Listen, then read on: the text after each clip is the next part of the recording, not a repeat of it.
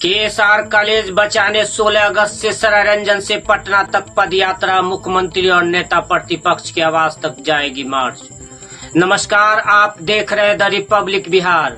समस्तीपुर के सरायरंजन स्थित KSR college को ग्रीनफील्ड एक्सप्रेसवे के प्रस्तावित रूट से बचाने की मांग को लेकर आंदोलन तेज होने वाला है।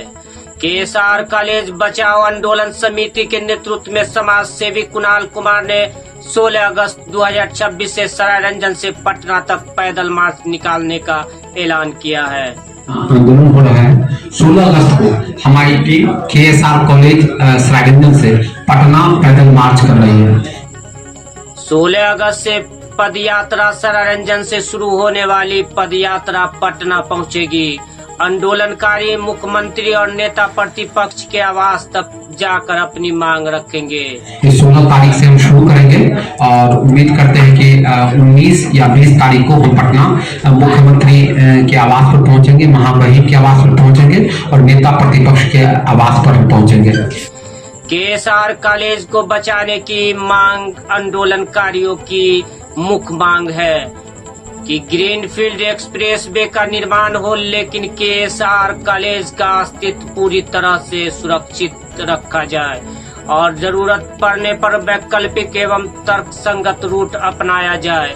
समाज से और जो हमारा मुद्दा है कि ग्रीनफील्ड पटना पूर्णिया ग्रीनफील्ड का निर्माण हो रहा है, हम उसका स्वागत करते हैं, हम उसका इस्तेमाल करते हैं। हम विकास के सभी कार्यों का स्वागत करते हैं और होना चाहिए। भी कुणाल कुमार ने आरोप लगाया है कि राजनीतिक प्रभाव और प्रशासनिक स्तर पर कथित मिलीभगत के कारण कॉलेज को प्रभावित करने की स्थिति पैदा हुई है। लोगों को कुछ राजनीतिक प्रभावशाली लोगों को बचाने के लिए जिस तरीके से इसका रूप परिवर्तन किया गया है, हम इसकी मुखालफत करते हैं, इसका विरोध करते हैं। और इसी विरोध को जताने के लिए राम मनोहर लोहिया ने कहा था कि जिंदा कौमें 5 साल इंतजार नहीं करती है, सरकार के फैसले का वो तुरंत विरोध करती है। और विरोध हमारा कानूनी अधिकार है। संवैधानिक तरीके से, कानूनी तरीके से हम इस आंदोलन की शुरुआत करेंगे। 16 तारीख को सुबह हम पैदल चलेंगे। कुणाल कुमार और स्थानीय नागरिकों ने 4 मई 2025 से इस मुद्दे को उठाना शुरू किया था। 8 मई को हुई बैठक में रूट बदलने का मौखिक आश्वासन मिलने का दावा भी किया गया।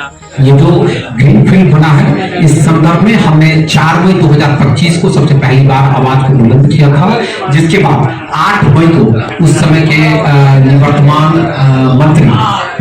निवर्तमान जल संसाधन मंत्री विजय कुमार चौधरी ने सरायरंजन में सभागार में उन्होंने एक बैठक की थी और बैठक में आनंद फानन में उन्होंने एक DCLR को नियुक्त किया था कि भाई अब रूट जो वहां पहले सर्वे हुआ था उसी रूट पर जाएगा, जबकि ये झूठ था।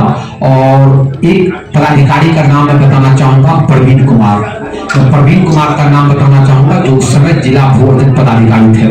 उनको अपना फायदा लेने के लिए, चुनावी फायदा लेने के लिए उन्हीं के माध्यम से ये जमीन का खेल किया गया है। उसके बाद उनको सरायरंजन के चुनाव में आरओ का पद दिया गया और जब सभी काम उन्होंने माननीय मंत्री के अनुकूल किया तो उसके पुरस्कार स्वरूप उनको जिला परिवहन पदाधिकारी बनाया गया है। आंदोलनकारियों ने सरायरंजन में पावर प्लांट की जमीन को लेकर भी सवाल उठाए हैं।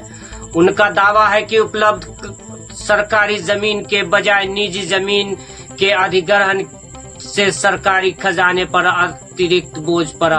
कि पावर प्लांट जो गमसारा में निर्माण होना था, वहाँ 7 से 8 एकड़ सरकारी जमीन उपलब्ध थी और इसमें करीब 12 एकड़ जमीन का रिक्वायरमेंट था। अगर सरकार वहाँ निर्माण करती तो 4 एकड़ की जमीन अधिग्रहण करना पड़ता, यानी सरकार को राजस्व की बचत होता। लेकिन माननीय मंत्री के रिश्तेदारों को ये कथित तौर पर कहा जा रहा है फायदा पहुंचाने के लिए वो उसको गमसारा से हटाकर और 12 एकड़ जमीन अधिग्रहण किया गया है और पावर प्लांट बनाया गया है।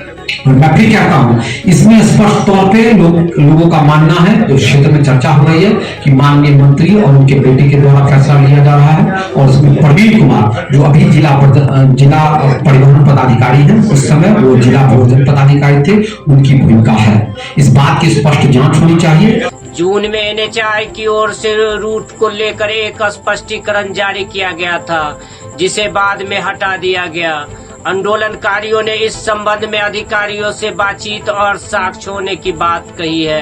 एक स्पष्टीकरण जारी किया था, जिसके बाद एनएचआई के पदाधिकारी जो रीजनल ऑफिस मुजफ्फरपुर में है, उसके पदाधिकारी से मेरी बात हुई। आप चाहेंगे तो उसका फोन रिकॉर्डिंग भी मैं आपके साथ साझा कर सकता हूं, जिसके बाद अफरा तफरी में उस स्पष्टीकरण को हटाया गया, जिसमें उन्होंने कहा था कि केएसआर कॉलेज का मूल बिल्डिंग प्रभावित नहीं हो रहा है, लेकिन जब हमने कहा कि उसका इंटरमीडिएट का बिल्डिंग प्रभावित हो रहा है, अफरा तफरी में उन्होंने ट्विटर से और सभी जगह से अपने स्पष्टीकरण को हटा लिया। ये सीधे तौर पर दिखाने वाला है कि भाई दाल में काला है। कुणाल कुमार का कहना है कि आंदोलन किसी व्यक्ति या राजनीतिक दल के खिलाफ नहीं, बल्कि शिक्षा और जनहित की रक्षा के लिए है। उनका कहना है कि विकास जरूरी है, लेकिन क्षेत्र की शैक्षणिक विरासत की कीमत पर नहीं। और जहां एनएचआई के द्वारा पहला सर्वे किया गया था, उधर से रास्ता निकाला जाए, इससे बड़ी संख्या में लोग जो प्रभावित हो रहे हैं वो भी बचेंगे और साथ ही केएसआर कॉलेज बचेगा। केएसआर कॉलेज सिर्फ सरायरंजन ही नहीं, पूरे जिले के लिए एक सांस्कृतिक पहचान है और उसके सांस्कृतिक और शैक्षणिक पहचान पर ये सीधा हमला है, सीधा कुटाराघात है। केएसआर कॉलेज बचाओ आंदोलन समिति ने छात्रों, अभिभावकों, शिक्षकों, सामाजिक कार्यकर्ताओं, जनप्रतिनिधियों और आम लोगों से 16 अगस्त की पदयात्रा में शामिल होने की अपील की है। कहा है कि सरायरंजन केएसआर को बचाना है और हम केएसआर कॉलेज की तरफ से आपसे भी अनुरोध करते हैं कि आपसे जो बन पड़े हमारी मदद कीजिए और इस कॉलेज को बचाइए।